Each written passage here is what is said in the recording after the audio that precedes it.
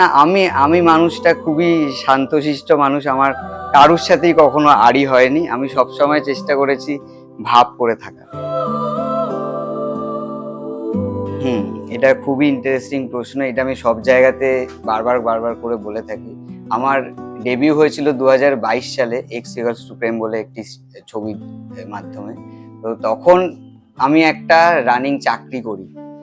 সেই চাকরি করতে করতে যখন দেখলাম যে চাকরিটাও ঠিক করে হচ্ছে না, গান বাজনাটাও ঠিক করে হচ্ছে না, তো তখন আমি এই যে আমার শার্টে যেটা লেখা, টি শার্টে যেটা লেখা আছে যে আমাকে টিকে থাকতে গেলে, বেঁচে থাকতে গেলে আমার পারপাসটা অফকোর্স মিউজিক। তো আমি চাকরিটা ছেড়ে দিয়ে 2022 সালে পার্মানেন্টলি মিউজিকে আসি এবং এটাকেই নিজের পেশা হিসাবে গ্রহণ করি।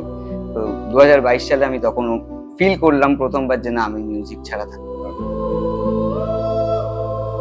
যেহেতু এই যে প্রশ্নটার মধ্যেই আছে, আমি সদ্য বাবা হয়েছে, এখনো বাবা আমি কেমন হব এটা আমি বুঝতে পারছি না এখনো অব্দি, বাট আমার বাবা যে বেটার বাবা আমার থেকে এখনো পর্যন্ত, এটা আমি ফিল করি সবসময়।